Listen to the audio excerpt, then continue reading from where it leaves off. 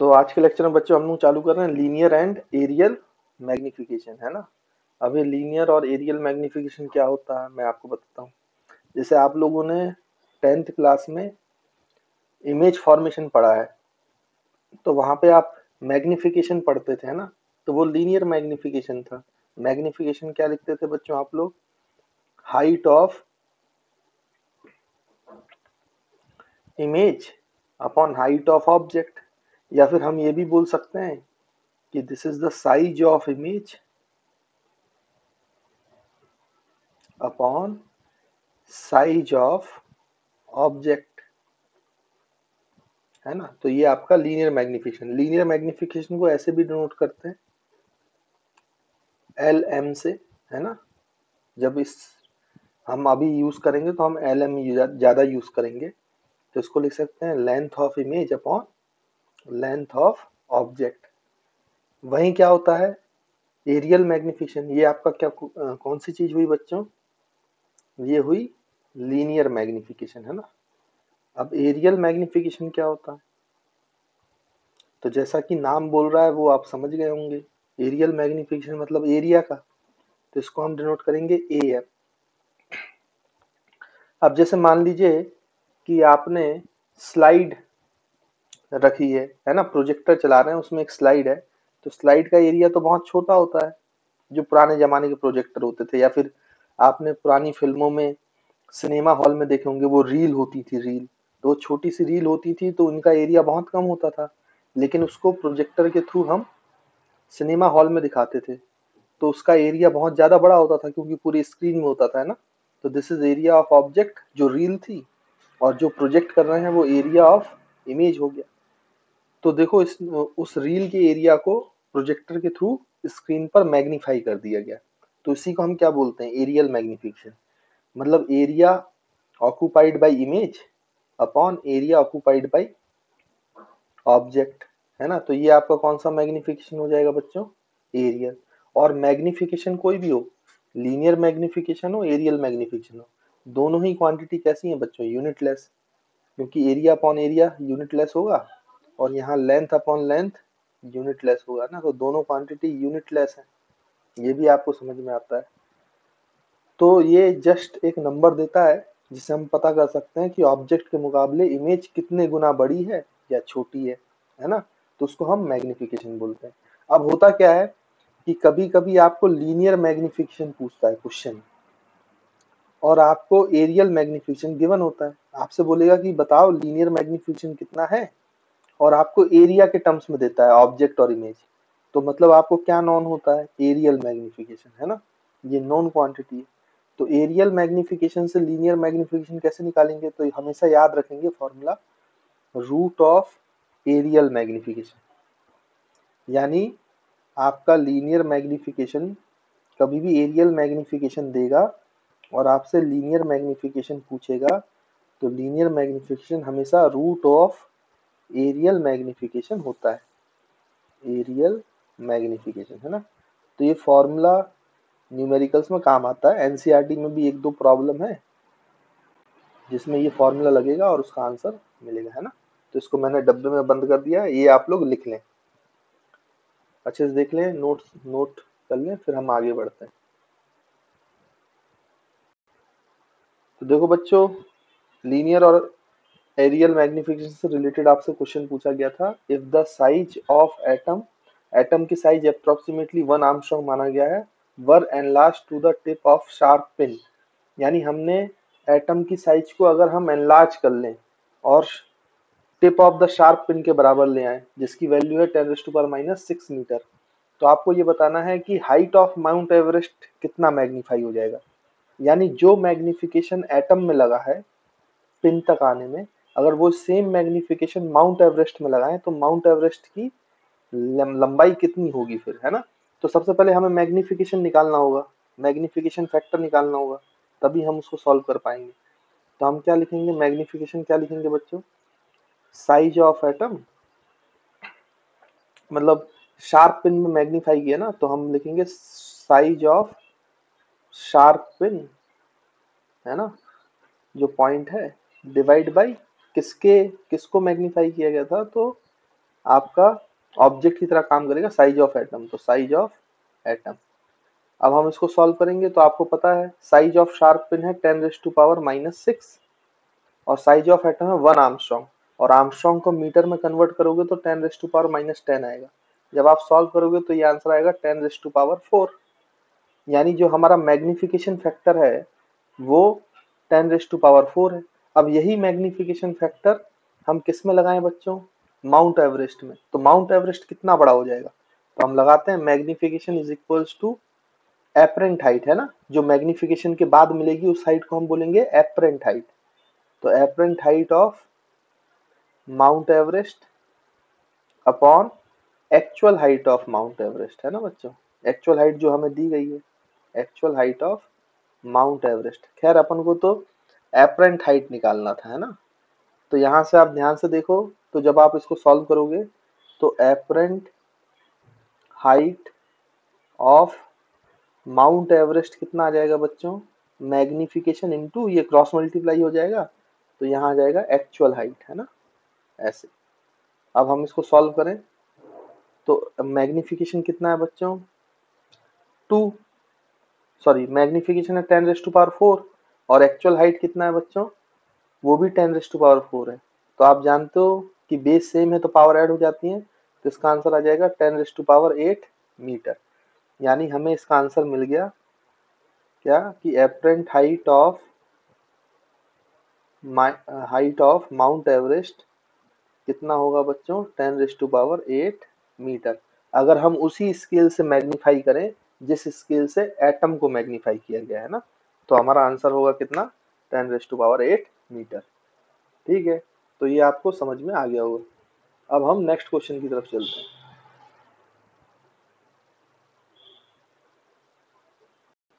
तो next question हमारा ये था कि a 35 mm wide slide with a 24 mm into 36 mm picture is projected on a screen placed 12 cm from the slide। मतलब एक slide है जो 35 mm का विड्थ रखता है, लेकिन उसकी एक्चुअल में जो पिक्चर की साइज है वो कितनी है बच्चों, 12 mm into 36 mm, और 12 सेंटीमीटर दूर स्लाइड से क्या रखा हुआ है, स्क्रीन रखा हुआ है। The image of the slide picture on the screen measures 1 into 1.5 metre, और स्क्रीन में जो इमेज बन रही है उसका एरिया भी आपको दिया है 1 into 1.5 मीटर। तो लीनियर मैग्निफिकेशन पूछा है कि प्रोजेक्टर स्क्रीन अरेंजमेंट का लीनियर मैग्निफिकेशन क्या है।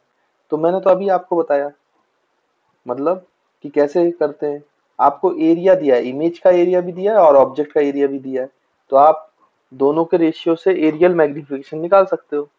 तो हम लिखेंगे एरियल मैग्निफिकेशन AM, है ना, एरिया ऑफ इमेज। अच्छा, इमेज कहाँ बन रही है, स्क्रीन में, तो area of image on screen लिख लेंगे और अपॉन एरिया ऑफ ऑब्जेक्ट, और ऑब्जेक्ट कहाँ है, स्लाइड पर, ऑब्जेक्ट ऑन स्लाइड, है ना बच्चों। अब equals to area of screen कितना है बच्चों, 1.0 इंटू 1.5 मीटर, है ना। तो ये आपका जो मीटर मीटर में दिया है तो मीटर स्क्वायर में आ जाएगा, है ना बच्चों। और अपॉन में आप क्या करोगे, आप लिखोगे कितना,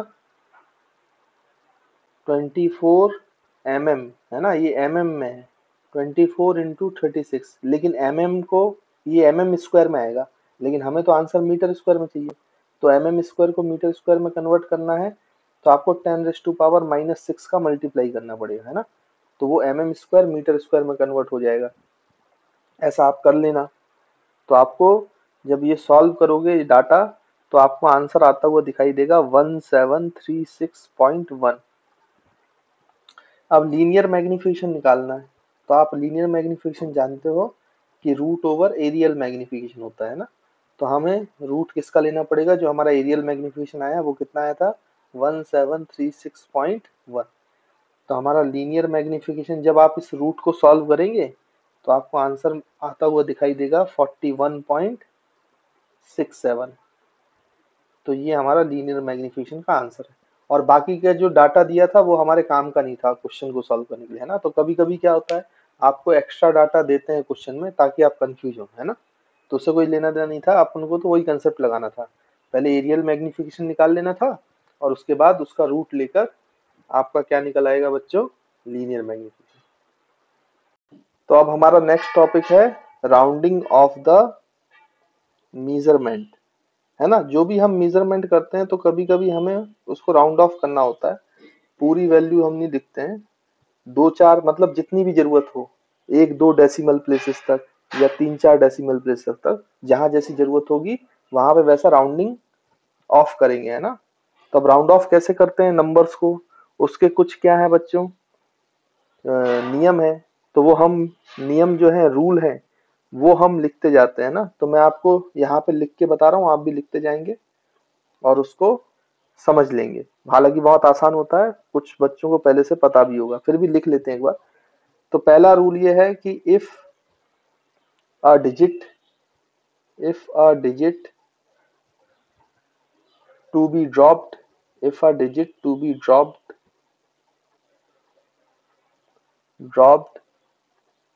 is less than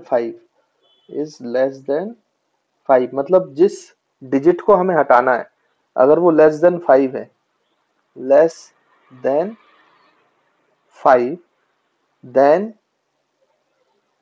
preceding digit मतलब उसके पहले वाला डिजिट, जिसको राउंड ऑफ कर रहे हैं उसके पहले वाला digit, preceding digit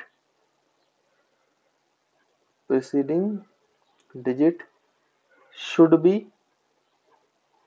be left unchanged. तो हमें उसको अनचेंज छोड़ देना चाहिए, है ना, अनचेंज्ड। जैसे एग्जाम्पल के लिए हम समझते हैं, एग्जाम्पल से ज्यादा अच्छे समझ में आता है राउंडिंग ऑफ। फॉर एग्जाम्पल हमें एक नंबर दिया था, कितना बच्चों, 8.72, और आपको बोला गया कि इस नंबर को राउंड ऑफ करो, round off this number up to 1 decimal places, 1 decimal place तक आप इसको राउंड ऑफ करो। मतलब हमें 8.7 तक करना है। 7 की जगह क्या नंबर होगा वो देखते हैं। अब देखो हमें 2 को राउंड ऑफ करना है, जब 2 को राउंड ऑफ कर रहे हैं तो 2 की जो वैल्यू है वो 5 से छोटी है। भाई 2 तो लेस देन 5 हुआ ना, इसका मतलब 7 जैसा है वैसा ही रखा जाएगा, तो लेफ्ट अनचेंज। तो 8.72 को राउंड ऑफ करने के बाद जो हमारा आंसर मिला है वो कितना हो जाएगा बच्चों, 8.7, है ना। 7 को एज इट इज छोड़ देंगे, उसको कोई वो नहीं करेंगे।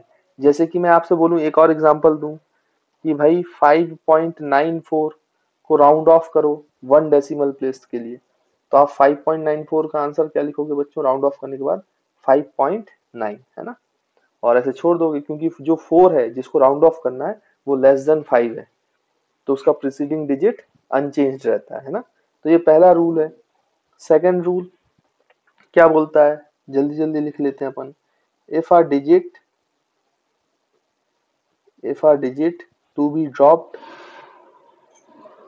dropped is greater than 5, is greater than 5, then preceding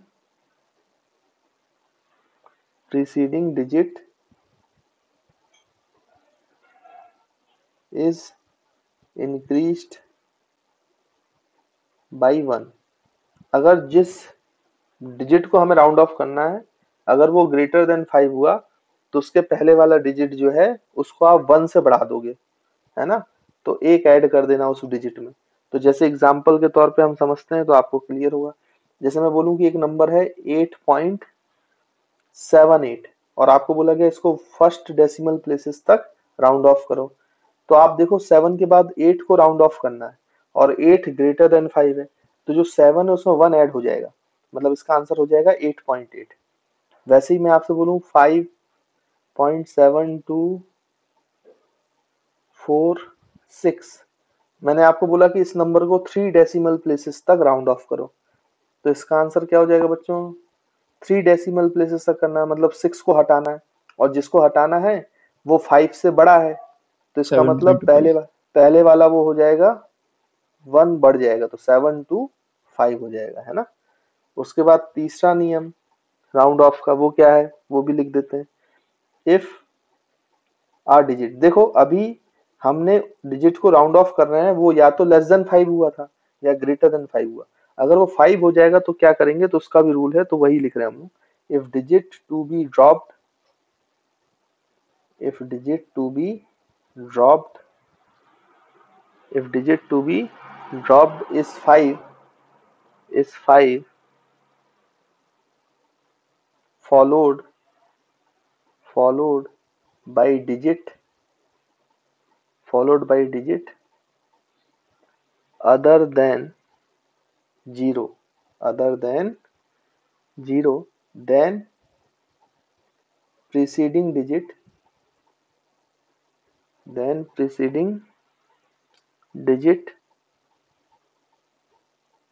is raised by 1। तो आपका प्रीसीडिंग डिजिट रेस्ड बाई 1 होगा। जैसे एग्जांपल के तौर पे समझते हैं हम लोग, जैसे आपके पास एक नंबर दिया है 7.351 और आपको इसको 1 प्लेस तक क्या करना है बच्चों, 1 प्लेस तक राउंड ऑफ करना है। अब आप ध्यान से देखो, 1 प्लेस तक राउंड ऑफ करना है, 1 डेसिमल प्लेस तक, तो 5 को हटाना है, 5 और 1 आगे, तो मेन 5 है। तो 5 को अगर आपको राउंड ऑफ करना है, तो क्योंकि अगर ग्रेटर देन 5 होता, लेस देन 5 होता तो दिक्कत नहीं है, लेकिन अब 5 है तो नियम क्या बोलता है, उसको 1 से बढ़ा देंगे। मतलब जो 5 के पहले वाला डिजिट है 3 को, उसको आप एक और बढ़ा दोगे तो 7 पॉइंट क्या आंसर आ जाएगा आपका 4। वैसे ही मैं आपसे बोलूं एक और नंबर ले लेते हैं 18.159, इसको भी आपको 1 डेसिमल प्लेसेस तक बढ़ाना है। तो आप क्या करोगे, राउंड ऑफ करना है तो 5 को हटाना है, तो 5 को हटाना है तो एक आप ऐड कर दोगे प्रीसीडिंग डिजिट में, तो 18 पॉइंट क्या आ जाएगा बच्चों 2, है ना, 18.2 आ जाएगा। तो ये आप लोग याद रखना, ठीक। इसके बाद एक और नियम होता है, फोर्थ नियम, वो मैं आपको बता देता हूँ।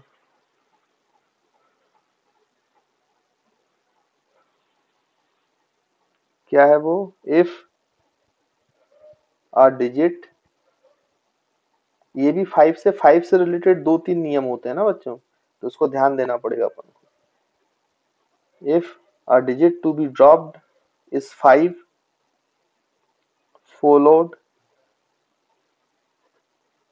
followed by 0, then preceding digit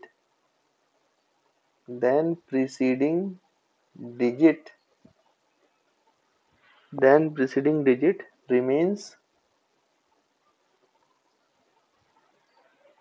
unchanged. Preceding digit remains unchanged if it is even, अब इसको समझते हैं पहले क्या बोल रहा है।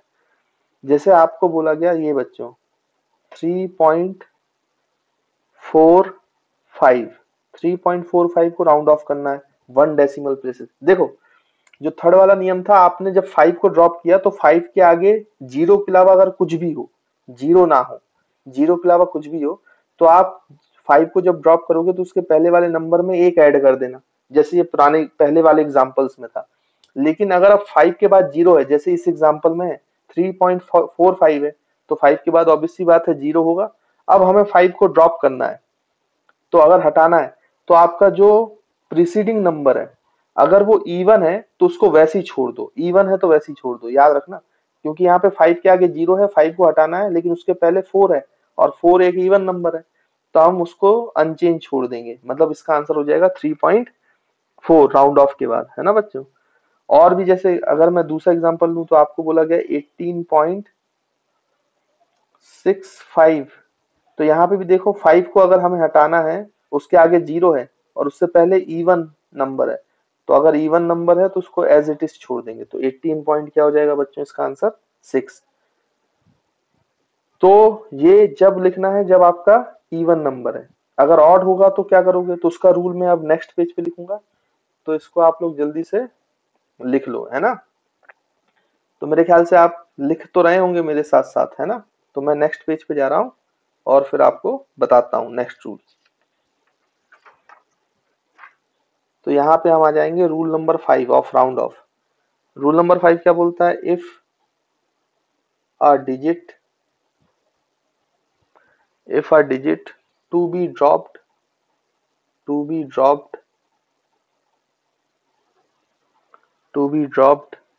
is 5 or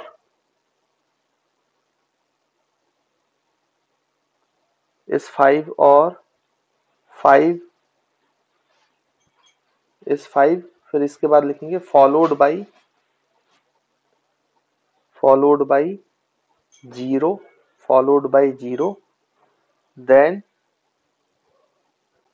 then preceding digit is raised by 1 if it is odd। यानी कि अब ये क्या है, इसके लिए भी एग्जांपल देख लेते हैं हम। जैसे मान लो हमारा एग्जांपल है 7.35 है ना। अब इसको 1 डेसिमल प्लेसेस तक राउंड ऑफ करना है। तो अगर इसको राउंड ऑफ करना है तो कैसे करेंगे? देखो 5 के आगे 0 है, फॉलोड बाई 0 है, तो फॉलोड बाई 0 है तो इसके पहले वाला नंबर देखो तो ये ऑड है। अगर इवन होता तो वैसे ही छोड़ देते जो फोर्थ वाला रूल है, लेकिन ऑड है तो इसको रेज्ड बाई 1 करेंगे, मतलब 7.4 आंसर हो जाएगा इसका, है ना बच्चों। जैसे कि और एग्जांपल लें तो 18.62375 है। अब मान लो इसको 4 डेसिमल प्लेसेस तक आपको राउंड ऑफ करना है और 5 के आगे 0 है। अगर 5 के आगे 0 है तो उसके पहले वाला नंबर देखते हैं। अगर पहले वाला नंबर इवन है तो उसको वैसे ही छोड़ देते हैं, और अगर ऑड है तो रेस बाई 1 कर देते हैं। तो क्योंकि 7 ऑड नंबर है तो उसको रेस बाई 1 कर देंगे, तो 18.6238 आंसर हो जाएगा। यानी जो आपका 5 वाला केस है उसमें 3 अलग अलग नियम है। अगर 5 के आगे 0 के अलावा कोई भी नंबर आता है, कोई भी 0 नहीं आएगा, मतलब 5 पे एंड नहीं हो रहा है, तो फिर आप क्या करोगे?